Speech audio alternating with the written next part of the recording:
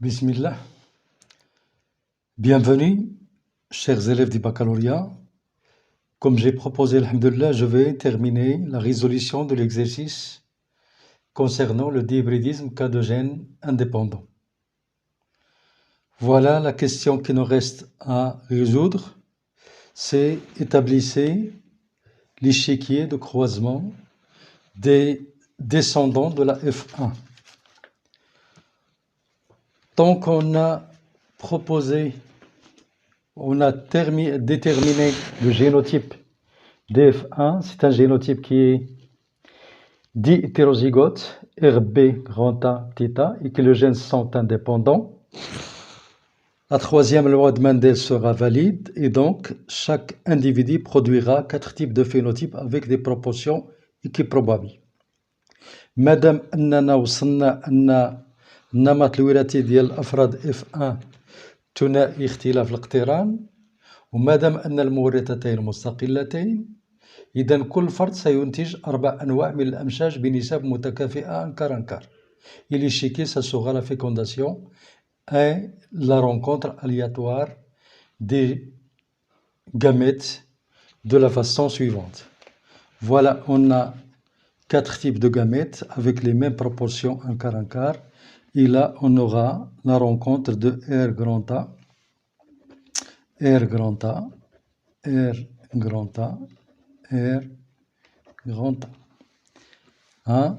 Voilà, là, c'est R grand A, B grand A, R petit a, B petit a.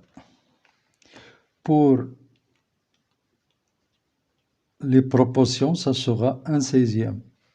Pour les phénotypes, ça sera R grand A. Là, c'est B grand A. RB, pardon, grand A, parce que là, il y a une codominance. Et là, c'est R grand A.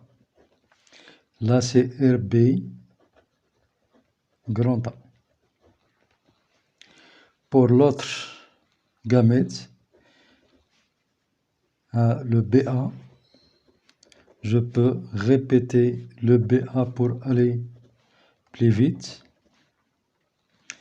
Et là, ça sera le RA. Là, ça sera le BA. Là, ça sera le R petit a. Et là, c'est le grand B petit a. Et là, ça sera comme phénotype le RB, c'est-à-dire rose. Et là, c'est B grand A, race pure. Là, c'est le rose, c'est le RB grand A. Là, c'est le B grand A. Là, c'est le RA qui peut se répéter pour aller plus vite. Et là, c'est R grand A. Là, c'est le B grand A. Là, c'est le R petit a. Et là, c'est le B petit a. Pour le phénotype, ça sera le R race pure. Voilà. On a homozygote pour un gène et hétérozygote pour l'autre, c'est-à-dire grand A. Là, c'est RB grand A. Et là, c'est grand R petit a. Et là, c'est mixte, c'est RB petit a. Là, ça sera le B petit a, le B petit a, le B petit a, le B petit a. Et là, ça sera le grand R grand A. Là, c'est le grand B grand A. Là, c'est le grand R petit a. Et là, c'est le grand B petit a. Pour le phénotype, ça sera le RB grand A, le B grand A, le RB petit a. Et là, c'est le B petit a. Avec toujours les mêmes proportions. Après cela, on va dénombrer le type de phénotype et leur fréquence. Après avoir réalisé l'échiquier, je peux compter le nombre de phénotypes. On a 6 phénotypes. 6 phénotypes, qui sont, les majoritaires sont les RB, grand A. On a 1, 2, 3, 4, 5 et 6. 1, 6, 6 sur 16. Pour le deuxième, on a le RB grand A. Le RB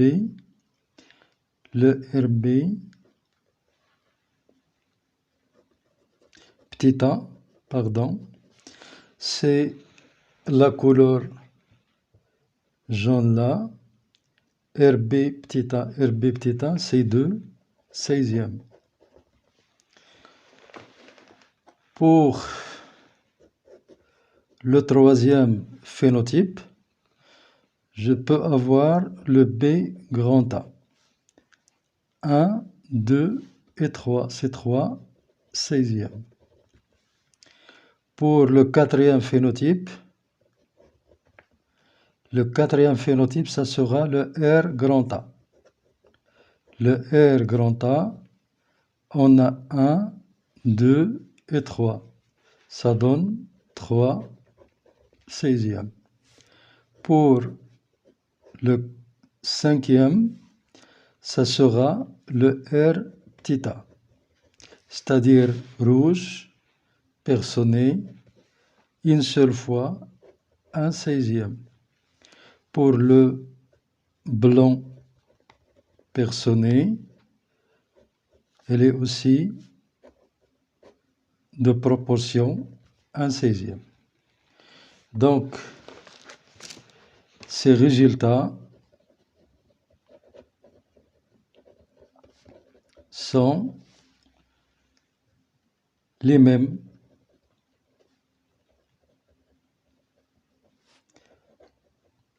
que celles, ou bien que ceux des résultats, que ceux des résultats expérimentaux.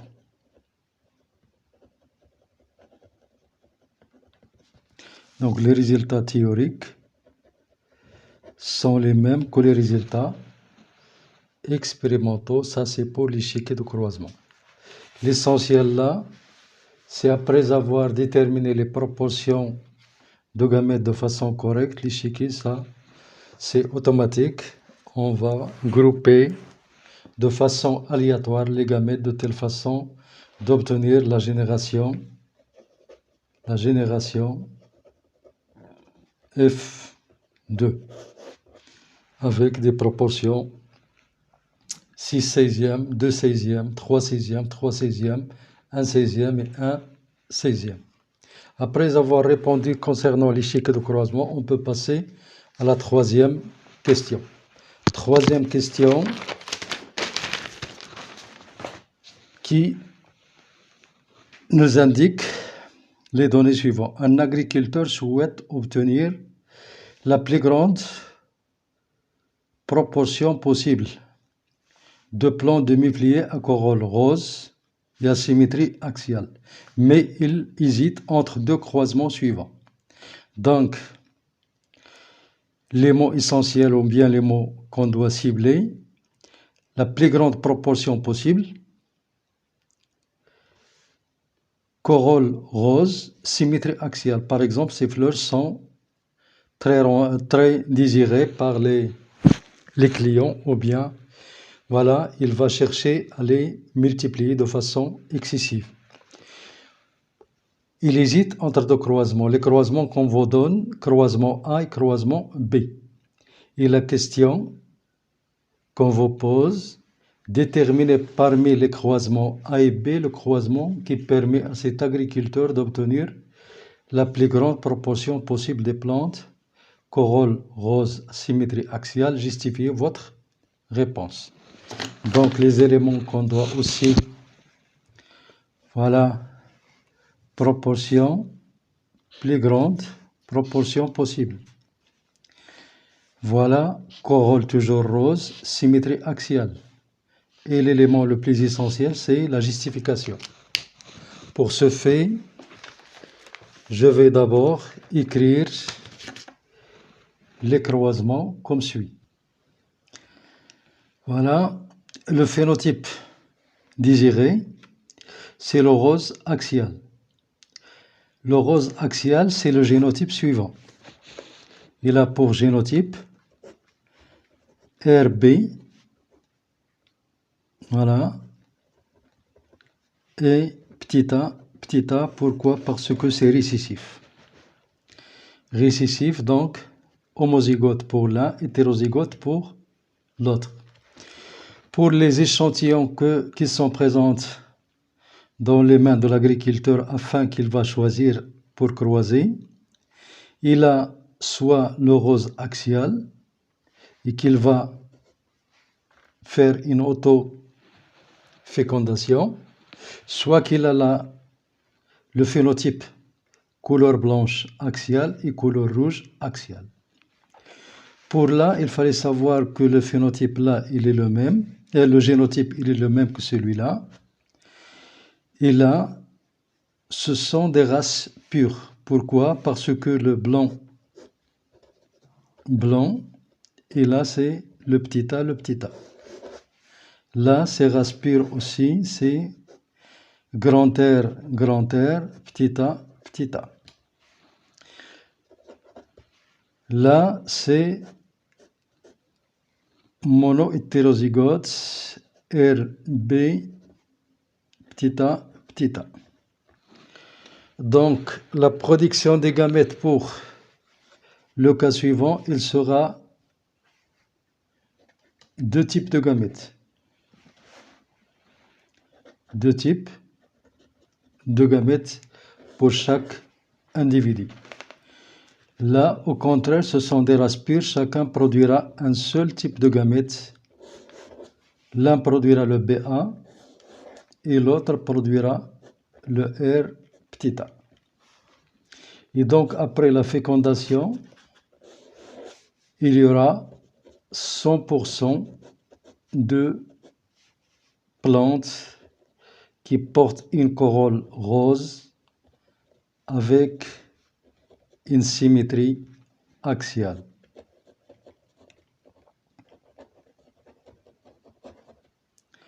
Donc le choix le plus correspondant et le plus satisfaisant pour l'agriculteur, c'est le choix du croisement B.